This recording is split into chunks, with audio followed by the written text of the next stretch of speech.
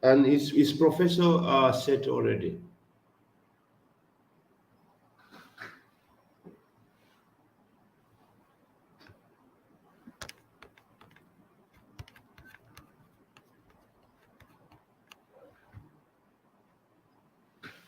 Yeah, greetings everybody.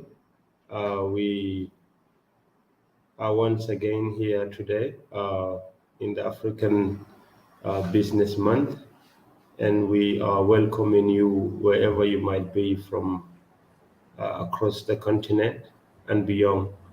And with me is our comrade, our sister, and one of our mentors, uh, Sister Shannon, and she's my co-host today. Yeah, Sister Shannon, please.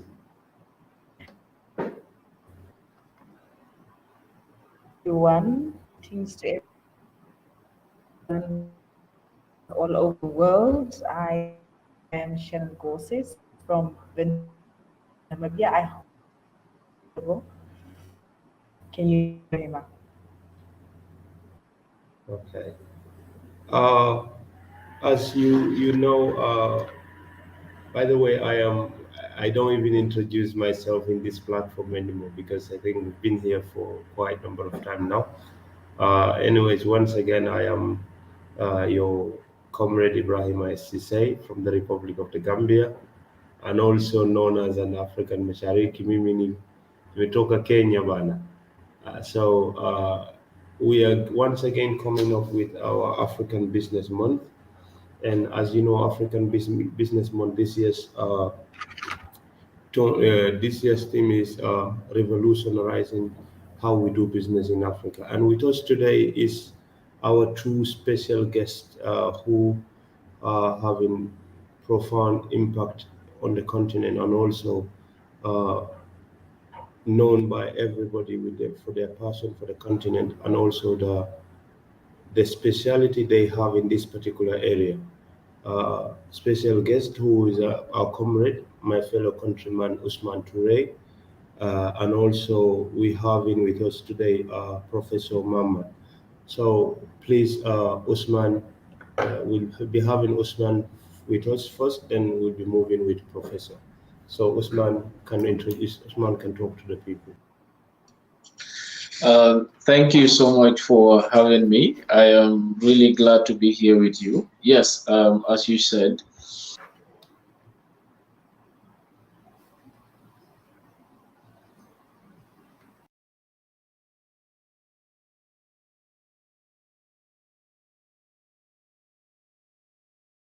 of the Gambia, a school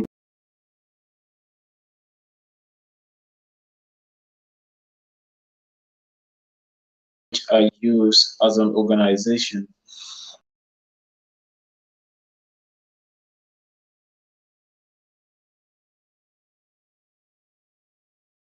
but also look into the opportunities in the digital space. So aside this, we also do a lot of engagement across the continent from different African countries.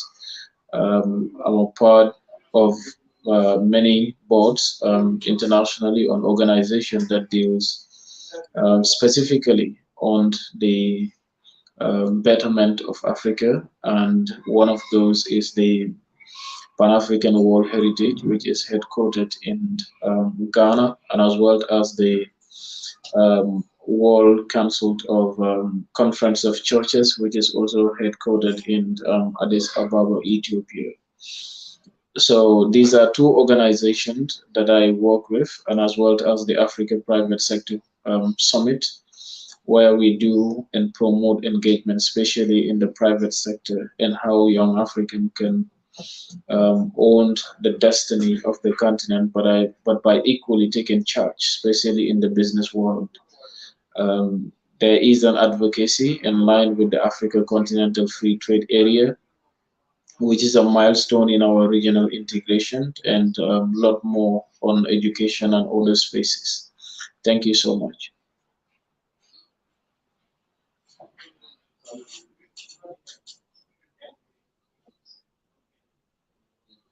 We can only pray for your steadfastness and also pray to have longevity of your state with us here. And we also pray for your protection equally. And, with time, success shall come. Usman, so when we talk about the African Business Month, uh, would like you to give us your overview of this particular theme, and what do you think, especially the Africa Free Continental Trade Area, and also how do we connect these things to the view, because we do not want to take the ownership of these ideas as if we have the monopoly of it, not to connect it to the people who actually pioneered the idea of us doing business together and us having our financial political independence. I mean, from the founding fathers of the Pan-African scholars, the likes of Osagyefo, Nkrumah, and the likes of Nyerere. And if I may go out beyond the continent, the likes of, the most honorable Marcus Messiah Garvey and W.E.B. Du Bois. So how do you give this to us in 2020, especially November today? Yeah, thank you so much for that brilliant question. And I have to commit all of you for having designed a team of this nature, revolutionizing, doing business in Africa. First, we have to admit that there are wrongs in doing business in Africa. And these wrongs are as a result of, politics sometimes, the infrastructure, but equally for the young people to realize that there is a space for them.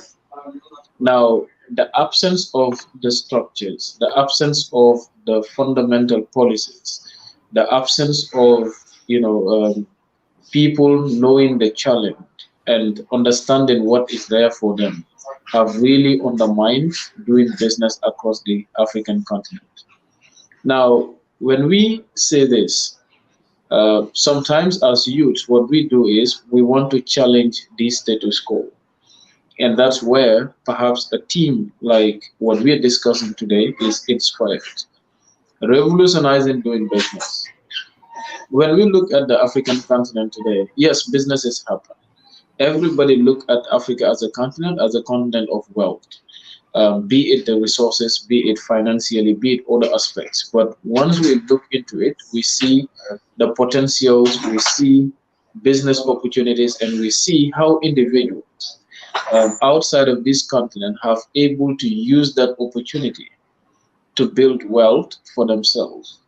Now, that way of channeling businesses outside of the continent have really affected business in Africa.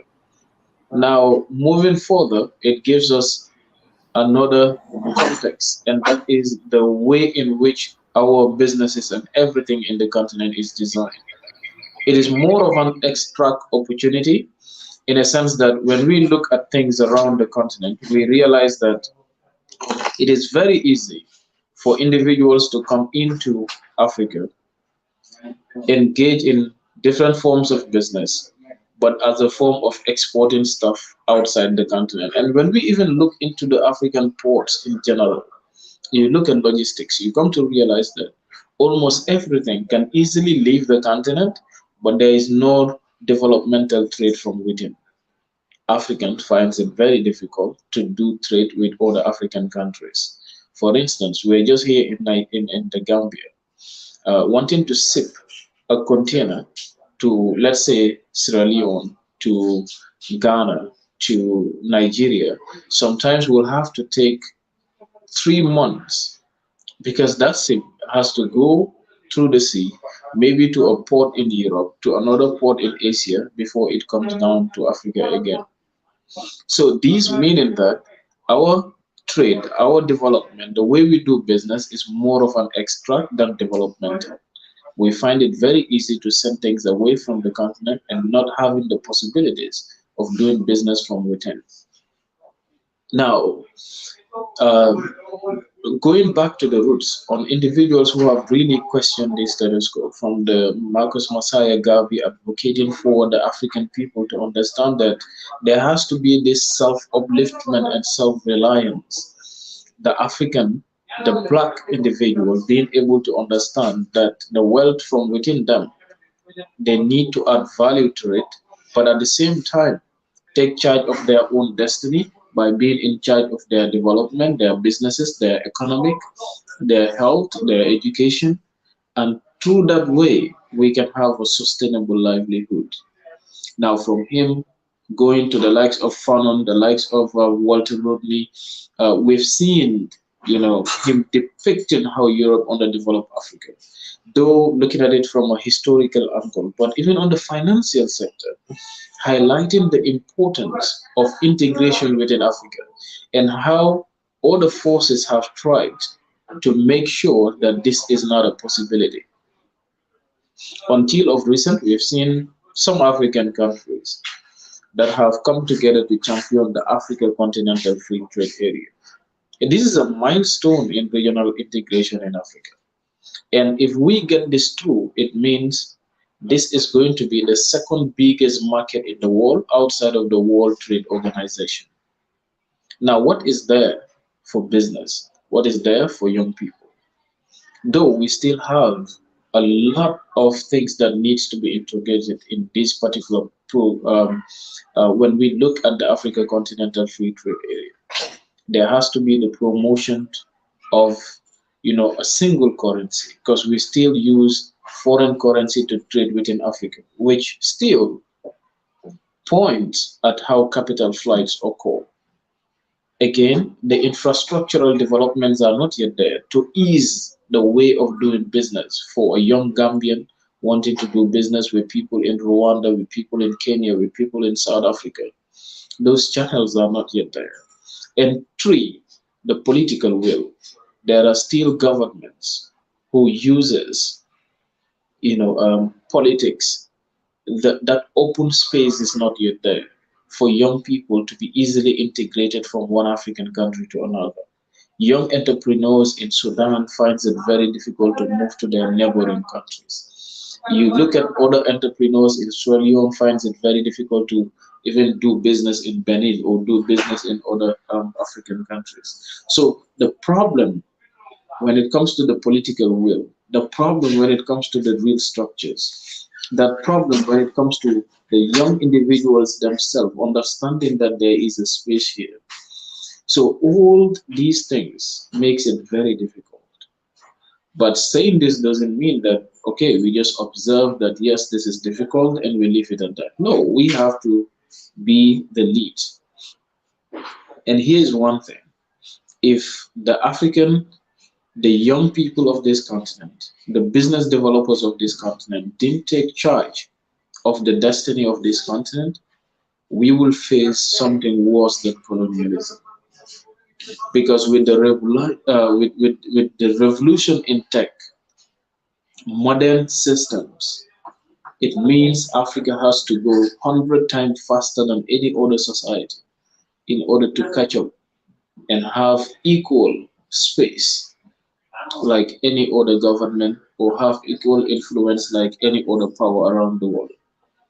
Now, when we young people are able to meet and interact and question these very things, it means solution has to be developed. But how do we see those solutions? First, it has to be that genuinity in ourselves and wanting to make sure that our businesses is not led by profit maximization, but the impact that we are doing. As a young entrepreneur in the Gambia, what should be my objective? How well do I work in terms of giving all the young Africans space to realize that their businesses can be scaled up, their entrepreneurial journey can be fastened, their entrepreneurial journey can maybe be supported in one way or the other. It might not always be finances, but sometimes maybe what is required is the experience that they need to tap from other young African developers, entrepreneurs, and the list goes on. So, if we really want to have a shift in the way we do business, it will be important for us to explore the dynamics today. How do we make sure that the young entrepreneurs don't just develop business ideas because they want to go or they want to be called CEOs, they want to be called an entrepreneur? It's not about the title, it's about the impact you're doing. It's about how well you can scale and how important your business means to others. And how do we equally make sure that there is this collaboration? It has to be beyond competition.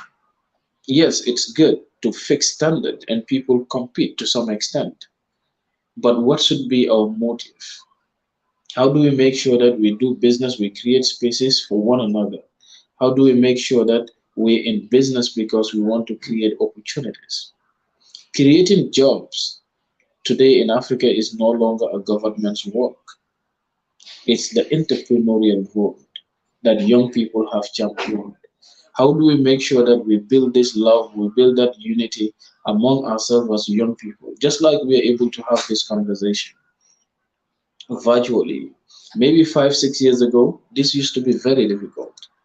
But today we have a digital space that we need to tap in. Whether we champion the fourth industrial revolution or not, we can harness the dividends because technology is a free space for everyone. So when we do business with these mindsets, when we do business with the belief of taking charge of what we own, when we open up as a society, especially to our brothers and sisters who have traveled all over the world, be it Africans, second African generation in the diaspora, be it diasporians who have connections to the motherland and believe that they can come with skills, with knowledge, with investments to impact. These things needs to be built and spaces have to be granted. Final note will be investment. Today, when we look at startups across the world, 80% of startups across the world failed down the line. And 40% of them failed because of what? The lack of finance. How many young people today across the continent will have a brilliant business mind, brilliant business idea, develop it with all that it needs, but then investment is not coming? That's where governments have a role, and they're not playing that. That's where the African private sector is supposed to take the lead. Last year alone, billions of dollars were spent in buying young startups in Nigeria. By who? American entrepreneurs, not Africans. So that's where we have the problem, the fear to invest in these youths. Not wanting to give them a space, but not wanting to invest is what has been tying us and making business difficult in the continent. But if we are ready to explore all this, therefore we can build a sustainable future for Africa, for Africans, and for generations of this continent to come. Thank you. I hope I've answered the question.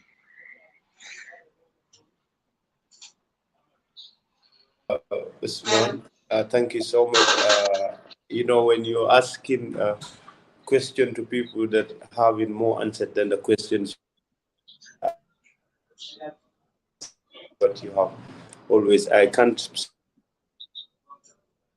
from it. And there are points I would like to ask you from Usman, uh, because you actually live in the practicality of the Pan African dream of not being able to stop by the boundaries of the nation states within the continent. And I'm sure that you come across the stories of many young Africans who are actually from the Eastern Africa wanted to do business with the Western African youths. Like myself here, we try to establish this business partnerships between Gambia and Kenya, between Gambia and Nigeria. But we face things like, how do I send Gambian dollars to somebody who is receiving money in Kenyan shilling in Kenya? Or who is receiving naira and I'm sending dollars and I'm supposed to send us to be converted to dollar, then to be sent to naira. How many of these stories do you come across and you think a possible solution to those things? Yeah, If thank you so much. You see, policy and makers that's what actually might come across this video.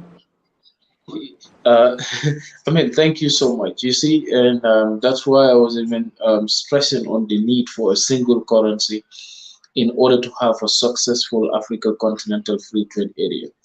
Now, when you look at the financial transactions across Africa, this continent is losing billions of dollars every year because the people are transacting in foreign currencies like the dollar, the euro, and this goes on. Most of the current pricing that we are all crying for is nothing because of the devaluation of our currency. and as well as the lead in doing business using the dollar or the euros. Now, the reason why they scale it because we are buying almost everything from abroad and it requires the dollar. It becomes so scarce that it will have an influence over our own local currencies. Now, not just this. You see, recently I have been having serious difficulties when it comes to some of these things because there are a series of projects that we are doing in other African countries, and sometimes it can be you trying to support an investment somewhere or maybe a startup somewhere, and you realize that they have all these difficulties from within.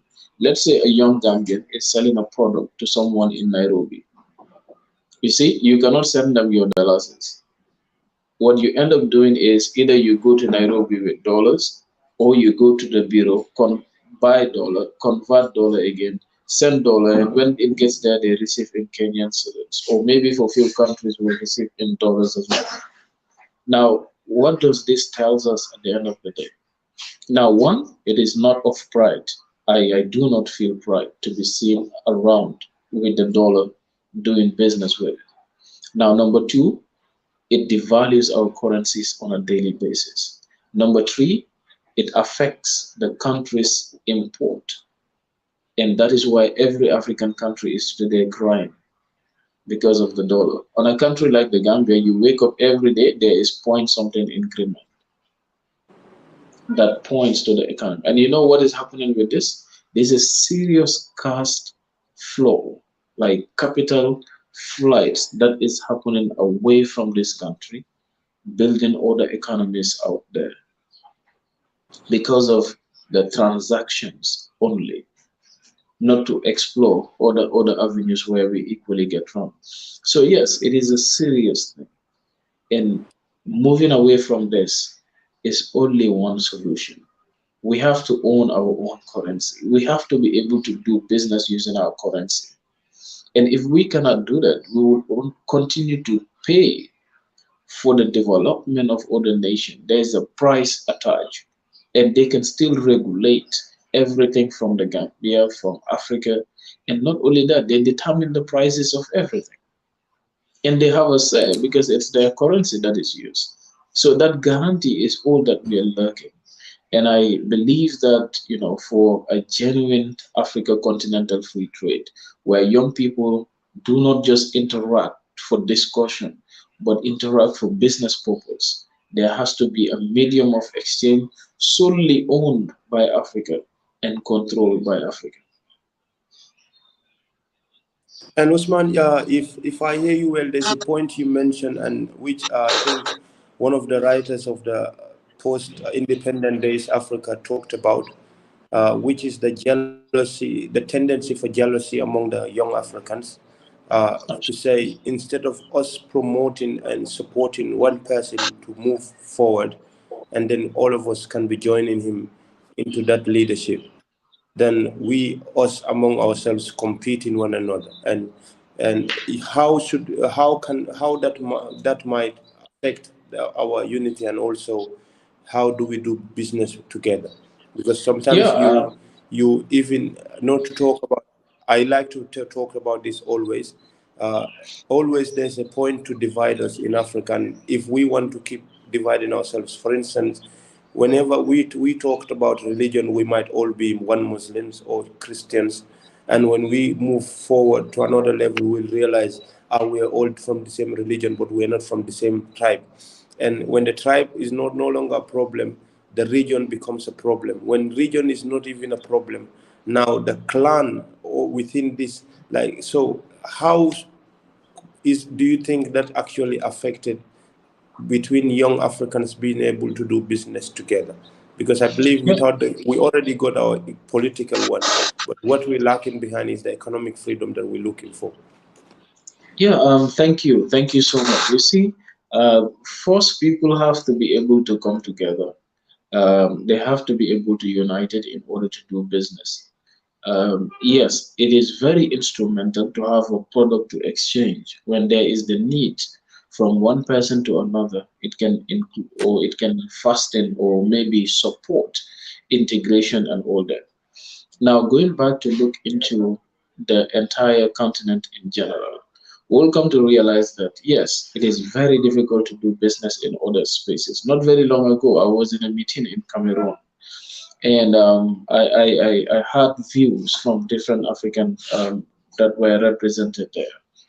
Some of the comments make me even wonder, like, is this really true about us? That sometimes you can see that someone is ready to end the life of another African just because of something that has to do with tribe, something that has to do with culture, something that has to do with religion, something that has to do with a political party. Now, this endangers livelihood, it endangers everything. And if that happens, businesses don't survive. So, I think moving ahead or away from this is first going back to the schools. There is the need for Africans to learn the value of loving and trusting a fellow. You see, Marcus Garvey once said something: every race deserves a home. Mhm. Every race deserves a home. And the home of an African is Africa. Now, the reason why a home is needed, the reason why people can live in one home and survive, is not because they don't have differences, but it's because they have something bigger that unites them in that. You see, if I look at you, I don't see tribe, I don't see your religion. To be honest, I don't even know. But I know you are an African fellow. And I know that by trusting, by giving you space, by wanting to do business with you, by wanting to interact with you, by wanting to listen to you, there is something that you can add to my existence. This is what young Africans need to understand, that the fellow Kenyan is not a threat to the Gambian, that the Nigerian is not a threat to the Sierra Leonean, but in fact, it is a strength that once honest, it's gonna build us better. And that is why all of us have to sometimes work together in platforms like this, whether it's online engagement, whether it's in person engagement, to decolonize this mentality. That was the idea of the colonizer. The divide and rule policy worked because they make Africans losing trust to one another. Now, shifting from this narrative have to mean us going back to the roots. What do we teach our kids when we speak with them? Our children, our sons and daughters, how do they look at their fellows in school? How do they look at their fellows in the society? This go a long way is in influencing who they trust and who they look at as a threat or who they want to work with to attain a sustainable future. So the school has a role to play, our media platforms has a role to play, but our governments have to lead this advocacy all through. Okay. So Usman, if I may ask this last question before you go, as a young person and as a passionate, unapologetically young Pan African living, what you wish to do for the continent and not apologizing or even sugarcoating anything. Do you normally, because I experience I won't mention countries, but there are countries that are actually against the idea of the Pan Africanism because thinking that this was the idea of the founding fathers and this was, for instance, when we talk about the concept of Ubuntu, Ujamaa, or the Ujamaa concept of Nyerere, do you personally face difficulties moving across the continent? Because Wadamaya normally talks about what he faces. So do you equally face something absolutely, like that? absolutely.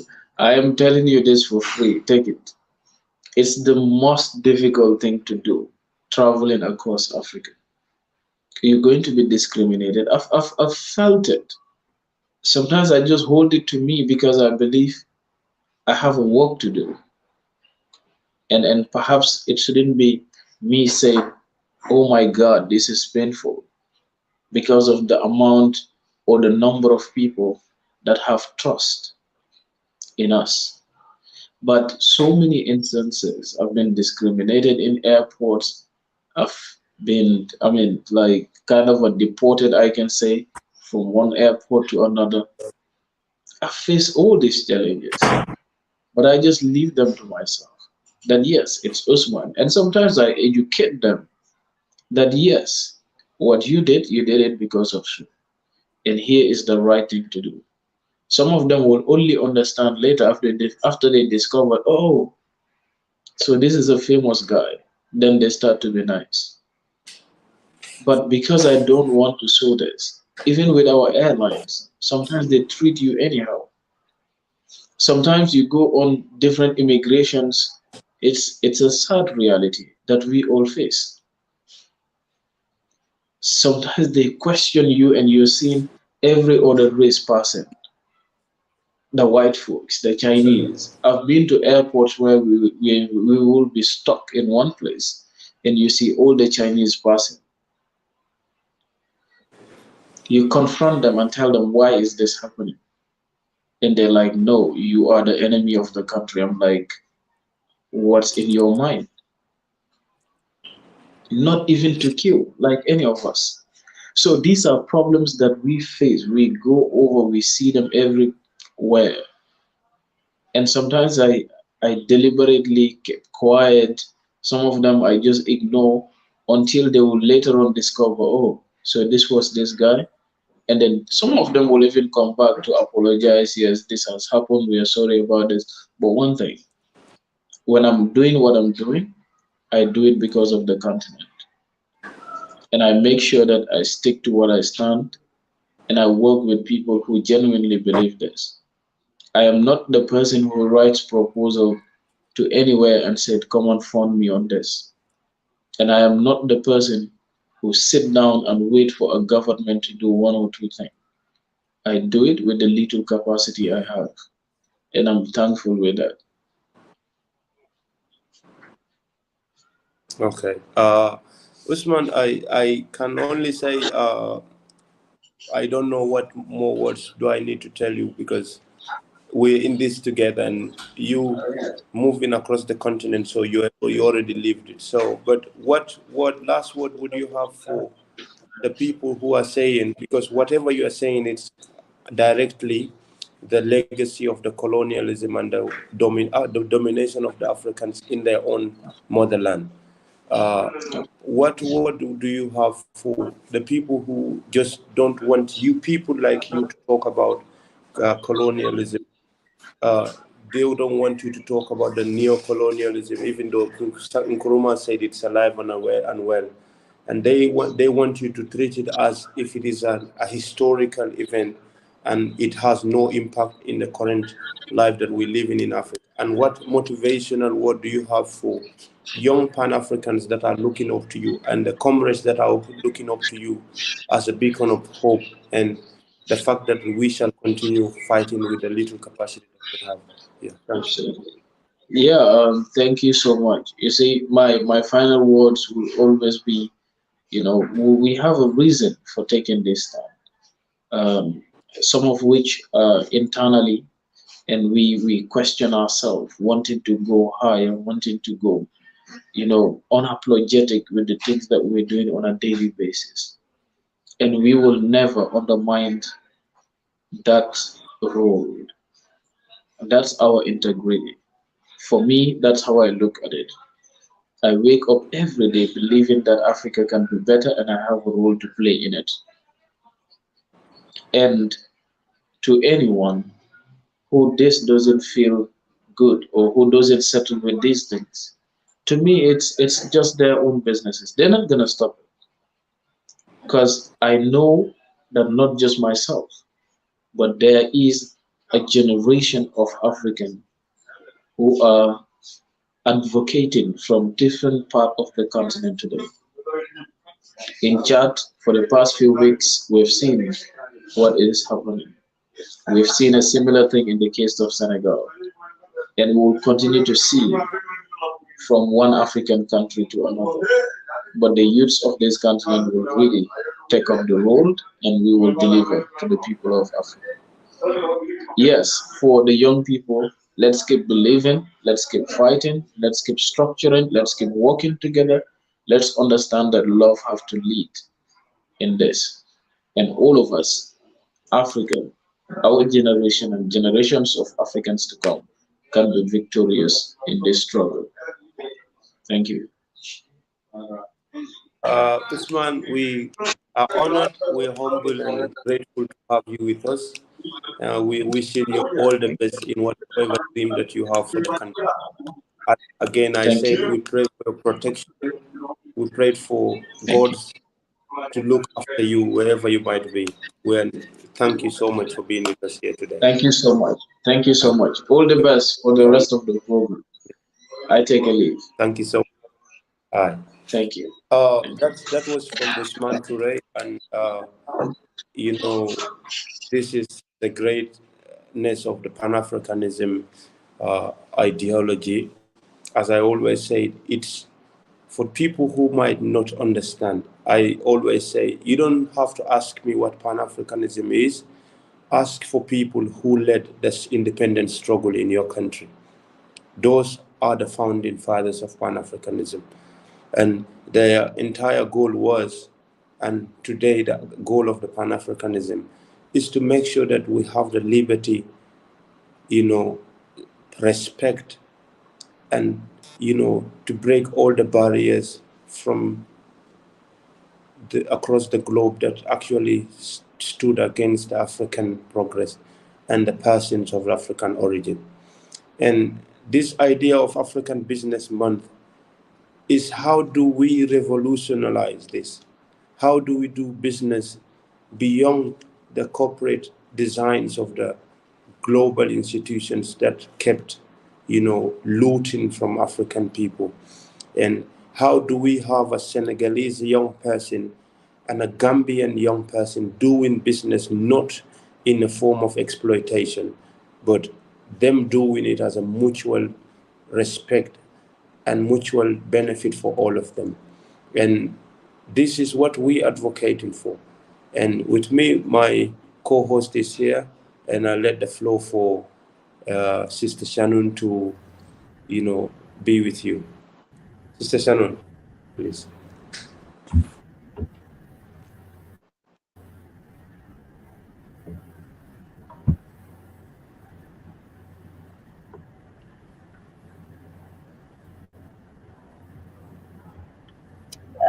Hello, everyone. I hope you are able to Yeah. hear me. I'm experiencing a bit of technical difficulties, so Yeah, please bear with me. Am I audible? yeah, I can get you out and clear.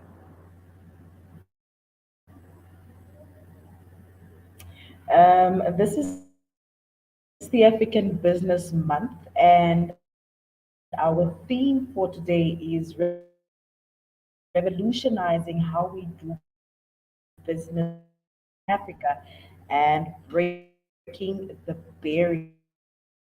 Our next speaker will be Professor Michael. I'll just like to welcome him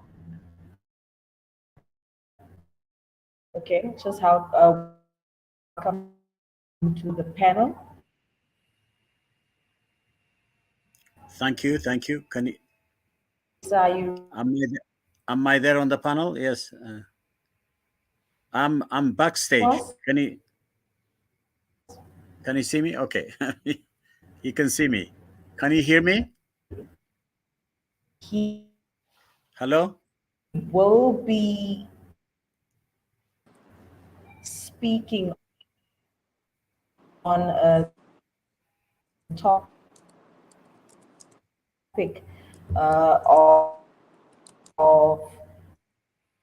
he is a research professor at the Tawana University of Technology, and the topic of discussion for him for today Yeah, I think Shannon is having network issues. Hello, Prof. Yes. How are you? How are you? Can you hear me? Yeah, we can hear you loud and clear, Professor. Okay, We're wonderful. glad to have you Because with I had, us today. I hope you yes, can thank you hear so us much. loud and clear too. I'm sorry I missed your lecture, Dr. Ibrahima, because No, I had a network issue. I don't know, but let me go quickly because of the network. okay, Let Professor. The me floor is let me yours. present my yes. Okay, I'll do that. Applying Okay, digital explosive technology to add value to resource-rich Africa to achieve fully sustainable and integrated development. It is what I gave as a title.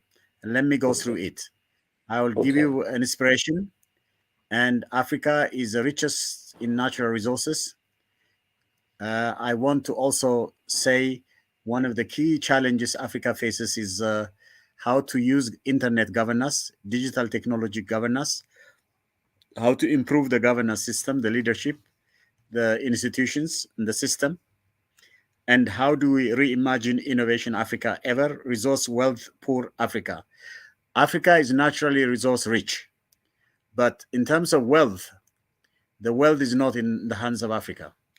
It's in the hands of those that exploit Africa, both internally here in Africa and externally those that ally with those that internally exploits us, our own Africans.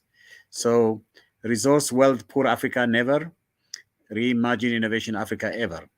What are the challenges we can address and what paradigm shift is needed? And some concluding remarks I will do.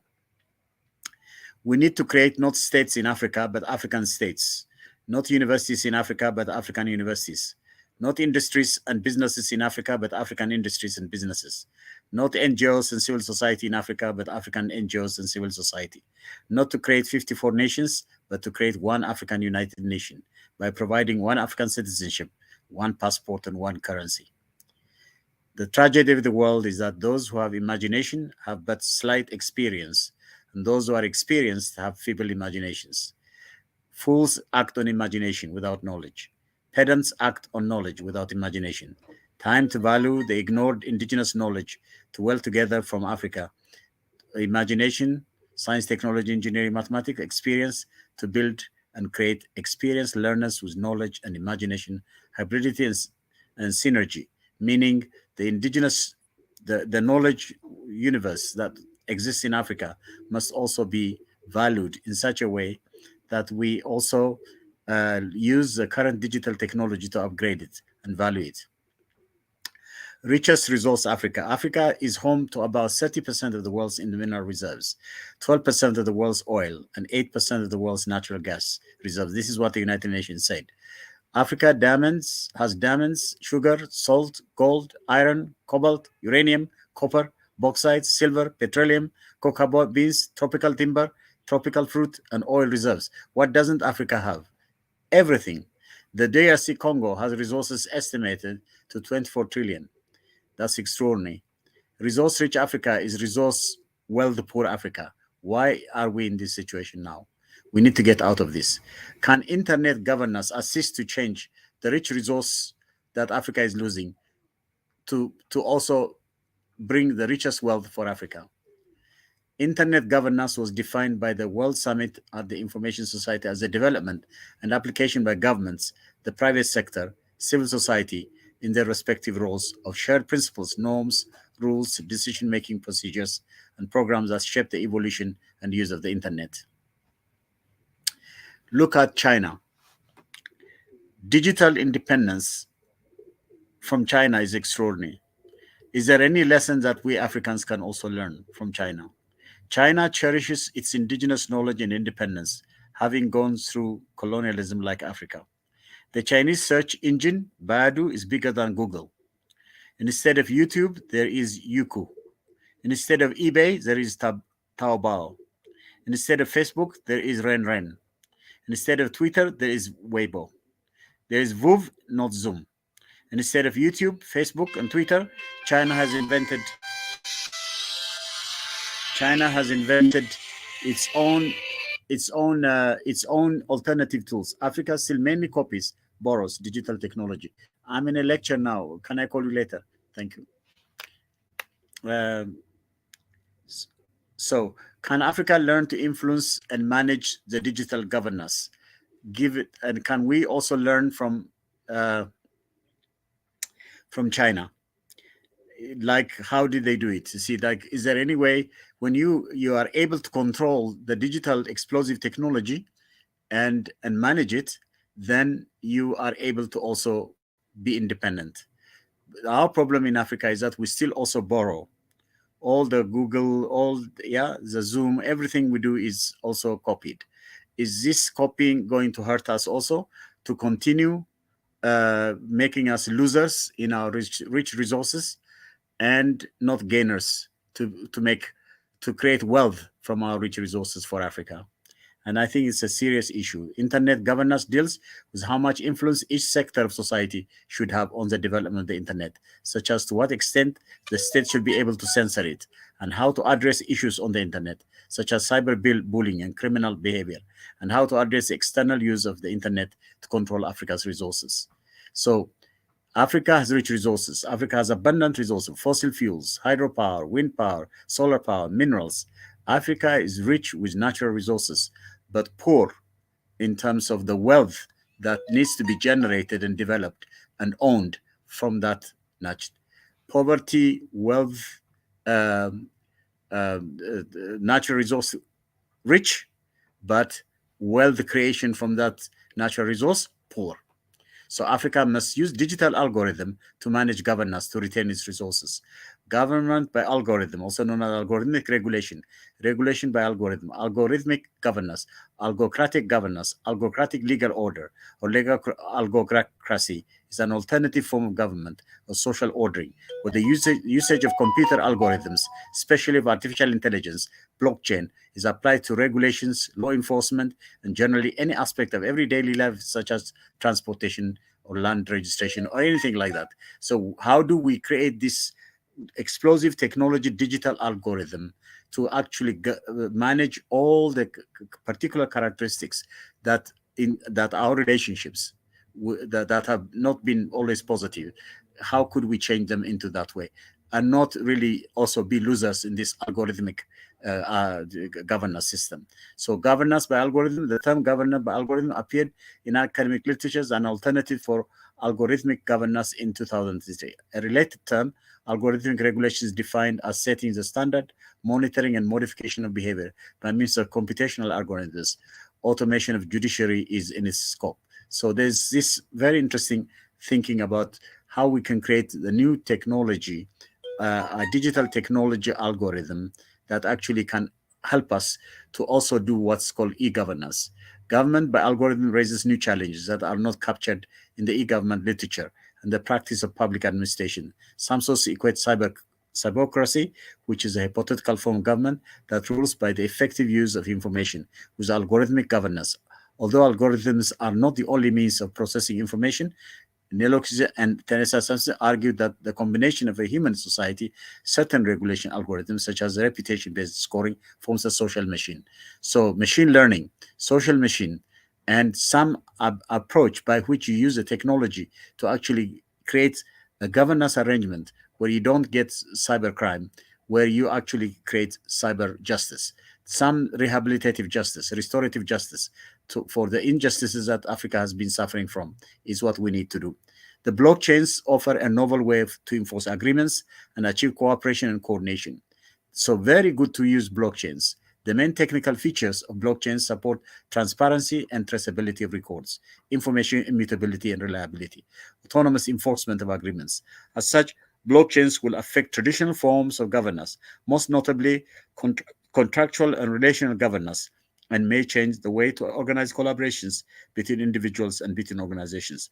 Blockchain governance relies on a set of protocols, code-based rules. As an original governance mode, it departs from an enforcement through the law, as in contractual governance, or through the value of future relationships, as in relational governance. New relationships in governance, new relationships in institution building, new relationships in education, all right? New relationships in the business sector are critically important. And I'll mention the business sector, how we can also change the in the African context, with our own values, how we can make it better, but how do we apply this new technology like blockchain that can offer reinforce agreements and achieve help us with cooperation, collaboration, and coordination? How do we bring these technical features, all right, to support us to make sure that all the information, all the agreements are well managed is a critical and important matter that we must never forget. The information technology governance primarily deals with connections between business focus and information technology management. The goal of clear governance is to assure that investment in internet information technology generates business value and mitigates the risks that are associated with international information technology projects. So ICT to address the challenge in Africa: quality service, quality leadership, quality institutions, quality systems. How could in Africa we get these qualities? Critical: the governance, the service, the leadership, the institutions, the management, the cooperation, the collaboration, the coordination, the reliability, all right? And have to be managed extremely well. And if we do that, then everything will go. Look at one example: Africa Solar Energy Reach, Africa Solar Energy Network. We founded an African Solar Energy Network in 2011. It's called ANSOL, is a voice of African renewable energy. We had even a United Nations General Assembly 77 on ANSOL, how to assist Africa to achieve sustainable development goals. ANSOL provides training on skills for renewable energy provision to make accessible to all in Africa, to make energy accessible to all of Africa. Not energy accessible, electricity accessible. Africa, with all its rich resources, should not have any place without electricity and without water and without sunshine. We have everything. God has given us everything, but we don't know how to manage it. We don't know how to agree, and when we disagree, learn how to re-agree. We have no, instead of despite the fact we have the philosophies that have that will save the world have been created in not in the West and everywhere in Africa, but we don't value our own philosophies. We don't know our own values, and we copy, we mimic, and we then make mistakes, and we and ultimately who benefits? Others, not us. Africans losers.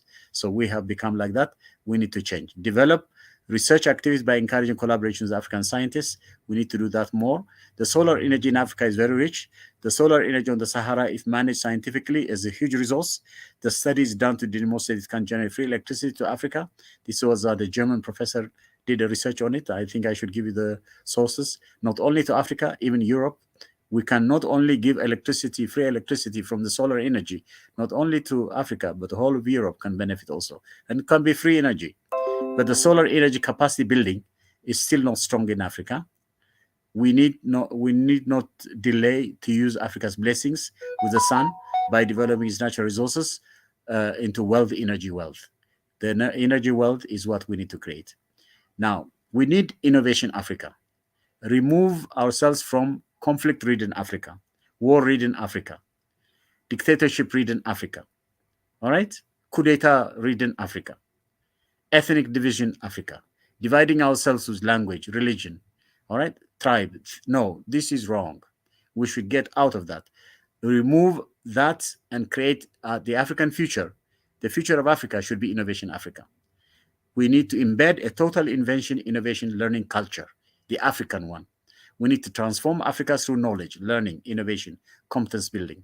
We need to establish a Pan-African innovation system by learning and building from the past inventions, innovation, and even in our indigenous knowledge. Use the rich values of Africa, Ubuntu and MAT, to use Africa-centered innovation knowledge, indigenous knowledge innovation without transgressing social and ecological health. We need to work on that, and we need digital technology to actually allow us to actually value and create and circulate and learn with each other all the things that are valuable to us that are created in Africa that we have excluded and ignored.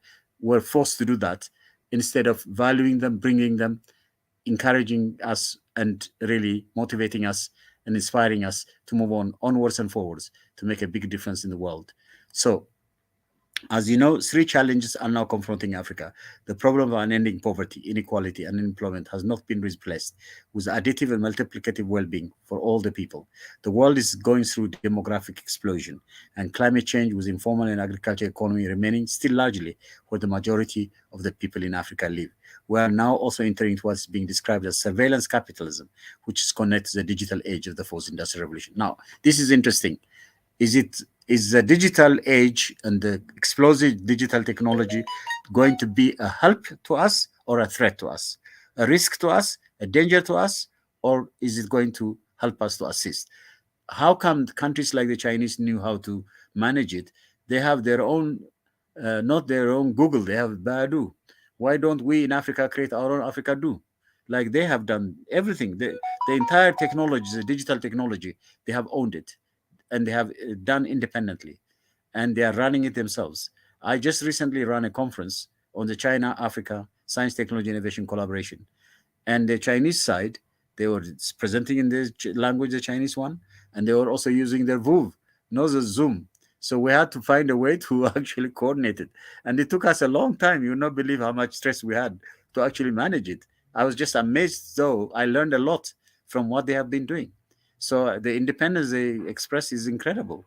Whatever you say, I mean, whatever mistake they may be making, whatever perspiration they went through, they have created some inspirational on this digital time, something like that. So how can we create transformative innovation that will make the livelihood and well-being of the people the priorities by making digital explosive technology to help rather than hurt Africa?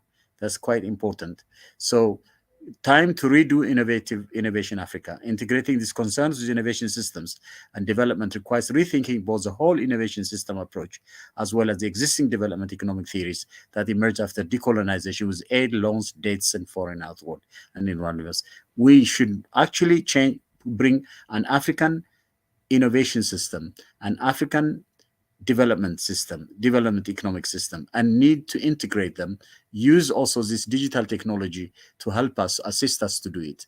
Not remain on aid, loan, and debt when we have everything. All our resources are taken. A book was written called Africa Betrayed. Huge amount of resources are flowing out of Africa. More resources every year go out of Africa than what comes in. Over 70 billion every year goes out of Africa. All right. So 6 times more resources flow out of Africa than what comes in by aid or loan and debt. But we continue to pay with aid, loan, and debt more, so that more resources flow out of Africa than coming in. We're in a really difficult situation. There's a need to reconceptualize the reform both in the African context, innovation and development. So integrate African digital innovation with development. Integrating these concerns with innovation system and development digitally requires rethinking both the whole innovation system approach, not copy it, as well as existing development economic theories, not copy it, that emerged after decolonization with aid, loans, dates, and foreign outward investments. There's a need to reconceptualize, reform both the African innovation and development. Innovation has to be defined with novelty and usefulness. But how have novelty and usefulness been validated? They have been validated narrowly by commerce and market. The validation criteria for both novelty and usefulness has to be transformed. There should be an inclusion of well-being, service provision, environmental protection, humanitarian criteria above the current dominant validation by merely market commerce economics, including the current dominating e-commerce expansion. We need to do that. And development has to be redefined. Development should not be measured merely by economic growth. A country may have rapid economic growth, but not development that transforms, performs, and reforms the livelihood of the people. Development should also be reconceptualized beyond aid, loans, and debts. A country with huge debt faces the challenge to pay debt despite whatever level of economic development it can find itself in. Development should be anchored on how the well-being of people and nature are promoted to create where no citizen begs, where no one starves, and where no one is homeless, and all have opportunities to learn and work to make everyone live a decent life. So, a new synthesis to build innovative Africa. There's a need how to build new synergy between development and innovation. Economic gain to make profit is not sufficient. There must be social well-being gain and environmental protection gain. Synergize informal with formal economy in Africa. Indigenous with modern all businesses and so on. All knowledge and not merely prioritize the economic variable by excluding the social and environmental gains to undertake both innovation and development. So we need to have a new value. associational value, inclusive value, not excluding, not silos, not creating, like disciplines like minority, narrowing down, but more like that. We need to do that. So the development and innovation theories have evolved mainly dominated by economics field. There's a need to generate problem-based knowledge creation by applying all the disciplines using the unity of knowledge. We need a unified conceptual framing and theories linking innovation system with tangible, measurable development, comprehensive outcomes. This is critically important. In our context in Africa, we need to be inclusive. We need to bring in the rehabilitative and restorative justice, many things, our Ubuntu. There's so many values that we have, and then we need to use this digital technology to actually spread it and make everyone know about it, and use it systematically to actually create this, so that everyone actually can apply it and then change their attitude, their standard in life. I think they need to have high standard, not just be driven by attitudes, wrong attitudes. We need to change like that. So change much needed. Both the ontology and epistemology of innovation with development need transformation by rethinking them to address the challenge the world is going through. We have now digital gangsters and cybercrime, social media awash with unregulated explosion of all kinds of morally, emotionally not intelligent information. There's a need for transformative innovation that can contribute to the well-being anchored development of both humans and nature for our Africa. Very important. We have been working on how to apply this transformative innovation development to the African context. I hope you know the book we did. I was the one that started it, on putting Africa first, the making of African innovation systems. It was produced in 2003. That's now many years now, nearly 20 years. It highlighted the critique of, in fact, when we have that 20 years, I hope our Daniel, yeah, I hope we should have celebration of this book, because it's highly referenced, and I think many people all over the world have referenced it. In fact, there's the World Scientist University Ranking 2023. They actually sent me a certificate where where I was quite surprised that to get. I think they didn't send it to many people. To call us a world scientist because of works like I did. I think this book on the making of African innovation system is critically important. It promoted both the national and international organizations. No imitation of national innovation system for Africa. We need to create an African one, Africa contextualized one. No imitation of development economics for Africa needs a contextually anchored new model that synthesizes innovation with an African integrated sustainable development innovation system. That's what we did with this book, and it's been very good. So a new sustainable development innovation system, there's a need to undertake a rethinking and reinvention of innovation development from their current pattern to the transformative new synthesis by taking the challenges Africa faces to discover how the problems will be resolved by creating innovative and developed well-being anchored Africa to serve above all the people and nature. That's what we try to do.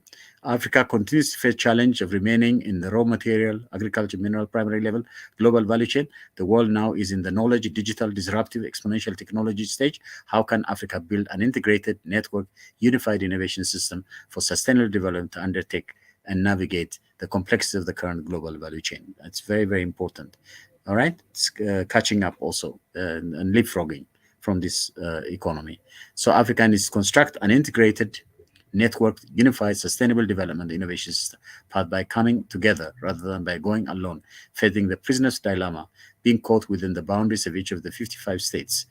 A new innovative approach to handle the rich resources and how to create both productions, applying high technology and indigenous digital technology and innovation, and creating consumption by making the African production to consumption value chain is much needed to address now more than at any time, as the global value chain is changing dramatically with the current fourth industrial revolution. Africa cannot remain an economy mainly and largely that exports primary resources, minerals and agriculture, and being losers. If we continue to be like that, we are losers. What do others do to us? They take our minerals, they add value to it, they sell it at a higher price to us. So we export our wealth, we're losers. We buy what others add value to from our resource, again, losers, we lose. In other words, we're losers on both sides. So the unified and networked innovation system is needed to make Africa catch up in the current global value chain. Time to provide a new paradigm of innovation development, which is now much needed to empower, enable, capacity to anchor the well-being of the African people in nature without fail once and for all. So Africa must own its resources, not keep outsourcing with external powers her wealth. That's my concluding remark. But also not to create states in Africa, but real African states, not universities in Africa, but African universities, not industries and businesses in Africa, but African industries and businesses, not NGOs and civil in Africa, but African NGOs and civil, and so on, so on. And I really appreciate you for having this business month for Africa, and I hope practical things are created where really trade in Africa will increase, our currency will be valued with each others and not rely on anglophone lusophone all these things, and really we africanize ourselves, and we really use this digital technology not to attack us, not to hurt us, to create more risks for us, but to create opportunities for us. And if we do like that, then the sky's the limit. Africa has everything. Why should any African be poor, beggar, all right, loser, homeless? No, no, no, no, no. Let's really stop that. Let we all Africans value each other and trust each other and use our Ubuntu value where we say, you are me, I'm you. There's an I in you, there's you in I. If I hurt you, meaning I hurt myself more. So never hurt you. Better hurt myself than hurting you. Some new values like that among Africans must be created. The unity must be done. If that is done, the sky, I mean, I'm sincerely telling you that Africa, with everything we have, what don't we have? With everything we have, we should be able to make it and not only be good for ourselves, but for the rest of the world. I think for humanity.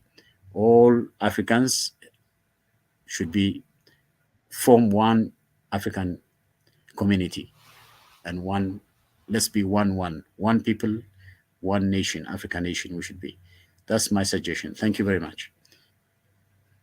Uh, well, thank you so much. Thank you so very much, Professor. I'd like, before giving floor to Sister Shannon, I'd like to give you some questions that I think it's important for people of your standard and people of your background to be given. And you are fortunate to be part of the generation that witnessed the post-independent days of Africa.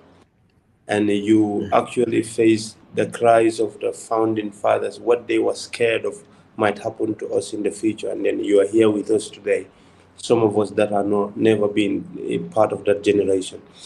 What would you say to say some of the things that made the point of the Nkrumah and the Nyereres, that they said that Africa will be recolonized if we didn't do what we're supposed to be doing? So you think their points have been proven today that an African from South Africa struggles to do a business with an African who lives in Cairo, or a Gambian who lives in Western Africa struggles to do a business with a Kenyan who lives in Nairobi, just because they have to use an external system for them to do business in Africa? No, very good question you asked me. Um, as you said, our leaders, both Kwame Nkrumah and Mwalimu Nyerere, they both were very they even when they have disagreements, they agreed on making sure that the agenda of African unity should come. Although they may not have, I mean, Kwame Nkrumah said it's not easy for Africa to decolonize if we keep the states that the colonial powers created. If we continue with those states, which were built on irrationally, for them to promote their divide and rule. Everything, all the boundaries were not rational. In other words, they were not done with a way that all of us can actually, because they even divided, the same community has been divided like that. I mean, Benin with Nigeria, wherever you go, there's division everywhere. So because of that, they said it's better when we decolonize, we actually unite. If we unite, then it's be easier to manage all the divisions. In other words, it will be freedom for everyone. So I think that's what this, and he said, let's do it quickly. In other words, when they had the meeting in 1963, he said, Africa must unite or perish. He said it. And when there was the groups, Monorovia group, Casablanca group, okay, and when they were saying different things, he was very upset actually. In fact, he left the airport. He went to Bole airport in Ethiopia, and Emperor Haile Selassie and secretary went to the airport and asked him, please, you don't go, because Emperor Haile Selassie said to him, you are my son, he can't go. And he says, okay, I cannot oppose my father, he said, and then he came back. But what we were told was in the entire meeting, he just sat like this and just watched. He couldn't do anything because he didn't accept the idea of actually the Organization of African Unity with all the different states. So there were others who were disagreeing with him. The Monrovia and other groups like that. And then he was not happy with it. And then again, Mwalimu Nyerere is also very interesting. He said, Tanzania is a colonial mistake, he said. That's what he said. And decolonization means unity of Africa. And one good thing he did was, even within Tanzania, there are about something like 250 groups and tribal whatever groups, different languages. He, Kiswahili was a language. It became the national language of Tanzania, and all of them speak it, and all of them learn it, and there isn't much division among the people.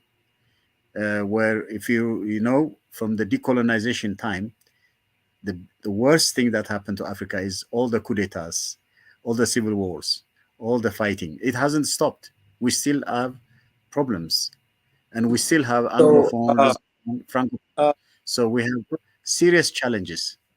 You see, so so we if I may ask, Prof, what advice would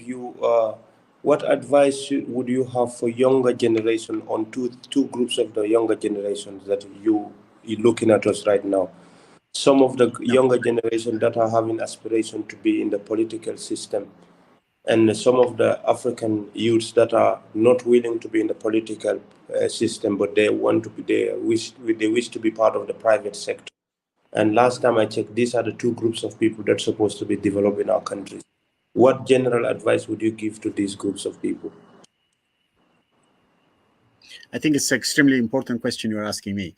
The key point is the youth are the change makers and the game changers. If for them to actually be actively engaged, they need to have values. They need to have moral intelligence, emotional intelligence, intellectual intelligence. And they should have integrity, humility, sincerity, honesty. If they have these values, then, and also in Africa, they should really not go with all the divisions that we are now faced with. We have tribal divisions, all right? States, the current states, the number of states that are, each of them consider themselves like nations. They are different states that we have that. Then we also have foreign influences, foreign languages. For example, the French speaking, the English speaking, the Portuguese speak. We have these variations. So what we need is a new approach is necessary on the economic side. Also, as you rightly, more African young people want to go to Europe and America and everywhere than going to each other. In fact, I tried to create once, in 2003, we got money to try to see if we could create inter-African university linkages, inter-African student mobility. All right, this kind of inter-staff mobility too, so that we also teach things like that. Even the Pan-African University that was created is not doing it exactly as we thought it should do. So I think we have a challenge. The only thing is the interaction among Africans must be strong. And on the trade side, on everything, on the economy side, on the education side, on the health side, on every sphere, on the environmental side, on every sphere, on the development side, on the business side, all right, on all every sphere, in the manufacturing, in everything, there should be collaboration. We should also try to create venture startups. When we create this venture for this, even the teaching the students, we need to know how to teach them with problem-based learning, action-based learning, work integrated learning. You see, and this kind of approaches are necessary so that the students can then be together and the mobility should be there. For example, we've created some things like now we have a conference, a series of conferences and academies on the, we call it Africa Leaks, African learning, innovation, and competence building. We tried this, and I was one of the people who was in the founding part. And we're now having one another conference now in Yaoundé. With we're doing it now this month. We're not, all of us are going there. What we're trying to do is what the key thing we're trying to do is get all the young people, and I'm also creating what is called Africana Postgraduate Academy, where I am trying to get also this academy to run across different parts of Africa, so that it can. We've run it about 25 times, 22 times we've run it, and then we are trying to see if we could link the students very, very well, so they can also be entrepreneurs and innovators, venture creators. They start together, but they don't do it individually. They do it collaboratively. In other words, people from Gambia do it with South Africa, South Africa do it with Nigeria, Nigeria do it with Senegal. We need to kind of bring this approach, and even North Africa, Algeria, or so on. We try to connect. If we do it like this, I think we have a great chance to actually make a big difference, where the youth can be change makers and then can really create something new for us. But that's not easy, I'm telling you. Also, we need resources to support them. We have the African Entrepreneurship Award, and I mean, again, Morocco's bank was used to support it. We need the Africa Development, but the problem we have is we have the African Development Bank, but in the African Development Bank, Americans are involved in it, the fund they give. Europeans are involved in it. Is it Africa? You see, it's very, very complicated. The African Union, the same thing. Resources are coming from outside. Why can't we have all these resources? I'm telling you. Why are we relying on these external actors? Because when you rely on their funds, they also have influence on it. Their agenda comes on it. So the agenda you and me are now describing to bring Africa together will not come if other funders are active, and all our actors that are engaged in this funding transaction are also their mindset is, it will not be on the agenda that you and I are thinking to unite Africa. It won't be easy. It's very, very complicated. That's what I noticed. Even on the conflict recently, we have this Ethiopia Tigray conflict. There's a meeting going on here. The United States is there. All other external actors are there as observers. Why is it necessary? Why can't, if the African Union is doing it, why can't the African Union just solve it? We have challenges like that. Our own problems we should solve ourselves. African solution to African problems. If we do that, then our own trade, our economy, our business, our education, our universities, everything will have an African context, like the Chinese have done with theirs. Whatever you say, over the last 75 years, the Chinese have gone through many perspirations, but they have managed to create a China where they made sure from the beginning they started with how to change the agriculture, the rural areas, the people, there's the standard of the ordinary people, and eventually now they have now abolished absolute poverty. Africa should have abolished absolute poverty a long time ago. Why? Because we have more resources than all of them. Why we should be, any one of us be rich, poor? No, no, no, no, no. This has to change. I think that's my suggestion. Thank you so very much, Prof. We are grateful, we are humble, and we are honored to have you with us, because we always, when the young are doing something, we didn't see the elders there, it means we're not doing anything. But when we see elders with us, it always gives us a motivation to be understanding that we are on the right track. And we're praying for your success more in life. We are praying for your longevity, and also, as we know, the elders of Pan-African scholarship across the globe, we pray for you, for your protection also. And what I will ask from you is, if you can, the book that you mentioned during the presentation, if you can make the cover available to us so we can be able to share it on the United States of Africa page, Yes, because it's a book young Africans, who all of us supposed to be learning from. So if you can make it available to Daniel, that will be very supportive to us. no, Yeah. With that, we thank you have so much, Professor. many books. I'll send it. Yes, Sorry, we wish to have, and I will send go you a ahead. message on the chat section. I will take your number from there, inshallah. Then we'll be able to move from there. With that, Definitely, but uh, thank you so very much. Thank you so very much. Appreciate it. no, I really appreciate you and Daniel also and all of you for the hard work you're doing, and this, in fact, even making sure this kind of program is going on, and then more discussions are happening. At least, if we that is excellent. I think you are doing wonderful job, and I really appreciate you more. You, the younger generation, must really be active.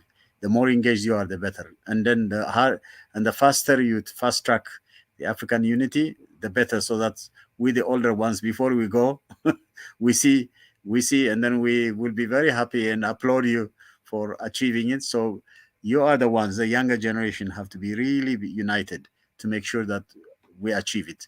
And I am depending on you, and I really value you, admire you, and like you to make sure you really work very hard, systematically and effectively, to achieve the unity of Africa. It has been too delayed. It shouldn't be delayed until 2063. Let's do it faster. Thank you so much. I really appreciate you. Thank you, Prof. Asanteni sana bana. Shukran. Thank you so much. Daniel, Yes. so that was Prof. And then I hope all of us learned something, one or two things from him. And he dropped lots of knowledge. This is how you understand that people that are having more to give, and with a passion, with honesty behind it. You could see it during his presentation. He was trying to fast track to make sure that he dropped as much as he could. And I am sure that if you watch this live, you need to go back in order to be able to say a whole lots of things from different genres he was talking about. And we only ask for, God to protect him. And next on stage, we are having some of our youth from the African continent who are actually engaged in business. Because when we talk about African business, we want to make sure that you understand this is something not theoretical level, but we're talking about a whole different level of practicality. And with us today, it's one of our comrades from Nigeria, and he does business, indigenous businesses, that he's not taking any complaint of being employed by anybody, but he's taking the initiative of doing what he could to provide a service to him, for his service to his people, to make sure he employ himself and maybe employ other people in the future. And brother Sahih, man, Nigeria, sorry if I didn't pronounce your name very correctly, and which you will be doing for yourself. And going through your biography and then the business profile that you have, I've seen you started business approximately during the pandemic, and then it shows me, how much thinking that you must engage in, not to blame the pandemic or blame anybody for not to give you opportunity, but you creating one for yourself. And the floor is yours, bro. We're glad to have you here with us. Good evening. Good evening, everyone. Yeah, good evening, Adam. I'm not able to. Yes. Can you hear me? Yeah, we can hear you loud and clear, sir. Oh, that's very good. First of all, I must appreciate the leadership of the United States of Africa for their resilience, ambition to put together the ideas and to pursue the ideas of our founding fathers. And this is gradually uh, bringing out some fruits. As you can see, the zeal that is already uh, visible in the life of a young generation that has decided to take the destiny into their hands And I want to appreciate the convener and all the organizers for this opportunity to be here and to share my own experience. But permit me, I may not be able to call every name because the names are also strange to our Yeah, terms. so in short, would you kindly, if you don't mind, to share your business? What do you do with our Yes, audiences? What is the type of business that you do, and yes. where do you start and where do you want to go? My business is principally on processing of natural honey. And just like the moderator mentioned, we commence this business in the midst of the pandemic. There were a lot of challenges, restrictions thereabout, and we were able to wade through this, and the business grew from steadily even during those difficult times. And today we have come to a point that we are also proud of our products. And the people who also patronize us are also proud of the product. They are home with it. Is so valuable to them. So basically what we do in my company, which is called Shahime Nigeria Limited, is processing of natural honey. We we buy it from the farmers, and when we get into our factory, we sieve it, we fill it into PEP bottles of different sizes. After this, we cork, we seal, and then we label. And after labeling, we package it into various packs as desired by the customers. Now, somebody may, in the course of the processing, no additive or preservative is used. So the outcome, the product we obtain is pure, it is unadulterated, it is fit for human consumption. It is, I would like us to also know that we recorded a milestone.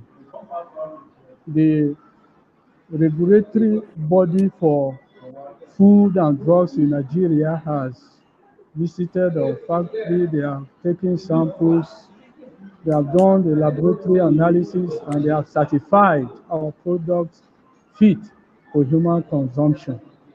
So in Nigeria, we have the government approval. Our product has been approved by the government. Is is a milestone for us. And in all this, we have been using personal resources. There was a time I even applied to government for a loan so that we automate our production process. But we have not heard from them. But we are not waiting for them. We want to push it on and move from manual processing to a point that we can automate our production processes. Now, Okay, brother. So, if I may ask, how is the public reacting to your production? Because in most cases, you might be having the quality product for the public and a safer one for them. But is the public reacting in your region in Nigeria? If they, the they are they people are actually happy seeing the value in what you're doing, they are happy with the product. We know we have a situation where there is quite a number of adulterated similar products. But for these 3 years that we have been in this business, we have maintained the quality. We have maintained the quality and the customer have attested to this several times and in different fora. So they have rated the quality of the product.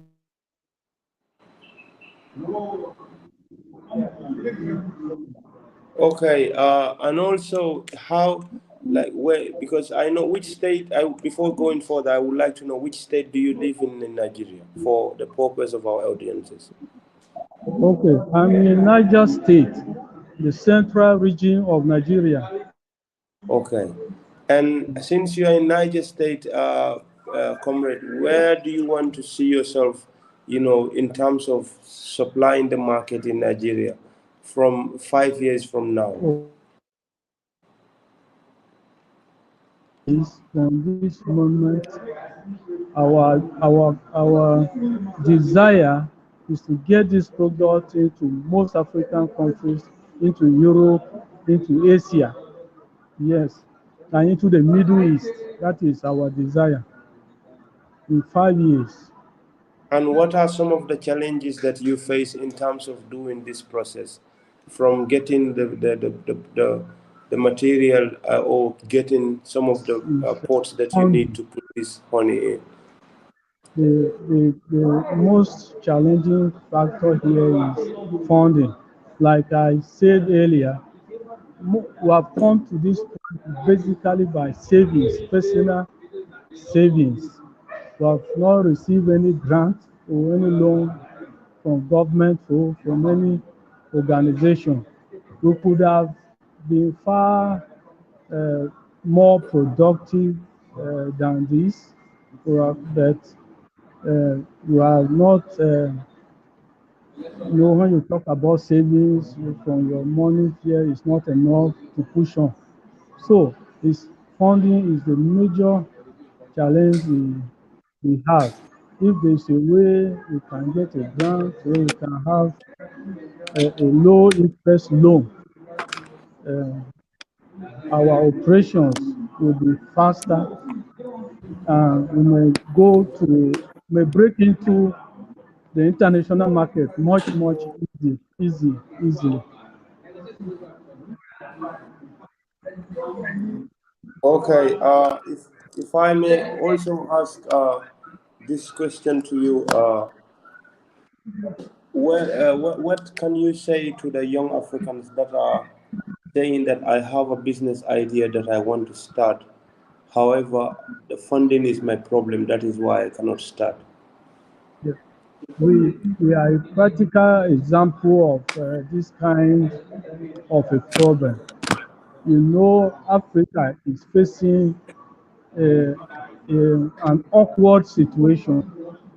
People have money to to to to buy billions of cars. These same people don't have the money to support a business idea. It's the kind of thing we are facing in Africa. And now, what will a young person who is interested, who is an entrepreneur, do? Just like we have done. If you are working or there are things you are doing and you are earning money, no matter how little it is, you can be saving it, and then you can start a business. We started today. We process uh, up to a ton or more, tons of this honey in a month. But when we started, we were just processing maybe 100 of kg in a month. So uh, the little you have saved and you can start with it. And then with discipline and commitment, it will begin to grow, just like we have done, even without receiving a grant or a loan, with commitment, discipline, financial discipline. This thing can grow from a small scale, from a little, to become a big enterprise. And that is what we are doing. I also advise the young entrepreneur in Africa to do so.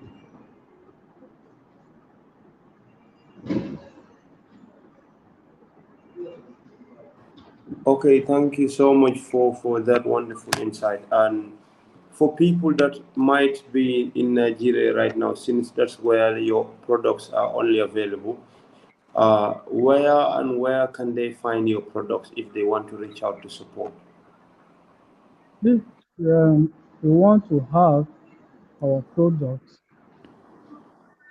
I have a WhatsApp number. The company has a WhatsApp number that you can reach me. The number Okay, is give us any Facebook name or any Twitter or any Instagram so they can reach out to you, maybe DM you, they take your numbers from there. for, for none of this for now, but I have a Okay, WhatsApp then you can just say your WhatsApp number for the business in public so they can be able, people watching the video can get it from there.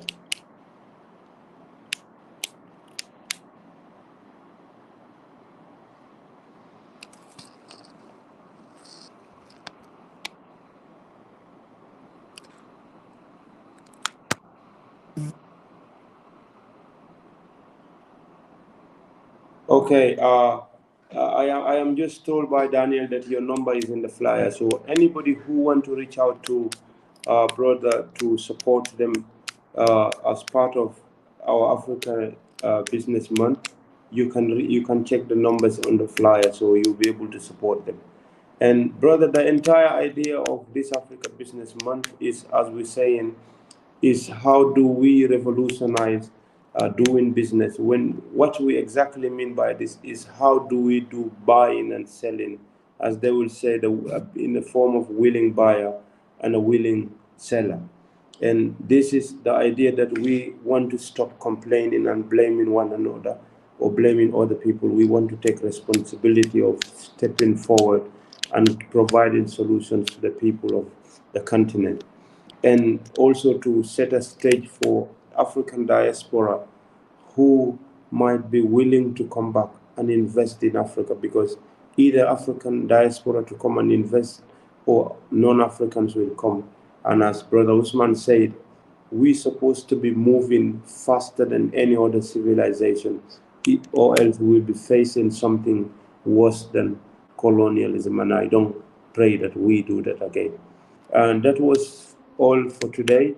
And we thank all the viewers that actually watched or shall be watching this video from Facebook or YouTube or live with us in any of our platforms today. That was all from me, Ibrahim Sise from the Gambia, and also Comrade Sanun. And in our background, that you don't see his face, the person behind all the, the logistics that we've been doing, brother Comrade Daniel from Kenya. So with that, if you're from Northern Africa, we say Assalamu alaikum ma salama. And if from Eastern African part, we tell you Asanteni sana. Until next time. And if you're from Western Africa in the Senegambia region, we tell you Inimbara, or Benin Best. So that was all. Viva Africa, viva the memories of the founding members of the continent. May we live to see the fruits of their labors. If we don't live to see it, may our kids live to see it, where Africans shall be living with dignity, and they shall never bow down to nobody except the Creator God that is above the heavens. That was all from us today. Ubuntu and Aluta continue.